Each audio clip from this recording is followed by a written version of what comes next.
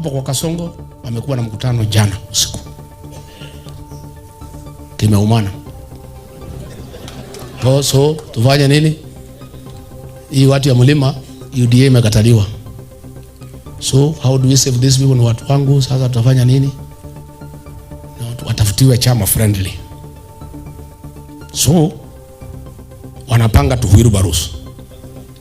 Tupakwe rangi tofauti. Wanatoa ile yellow, wanaweka rangi na ile. So be on the lookout.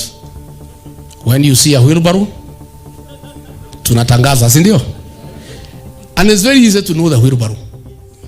Ukiona pahali Kawanjiku ameenda, hiyo ni wheelbarrow, si wheelbarrow. Na Salasi yako wapi hii kijana? Na hii kijana yetu huyu Salasi. He's a good boy. This young man, I have a lot of respect for him.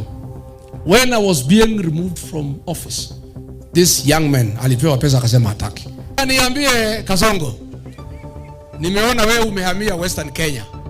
And because mlima imeteleza. Na nilikuwa nimekuambia usiguze mlima, ukajifanya mjuaji.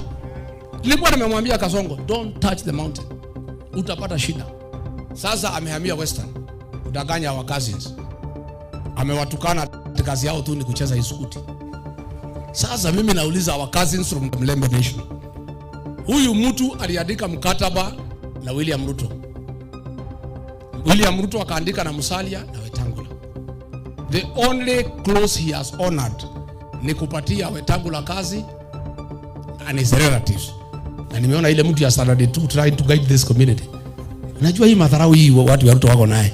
Ati mtu ya Saturday 2, ati watu ya mlima msifuate Rigiji. Mtu ya Saturday 2, you want to advise these people?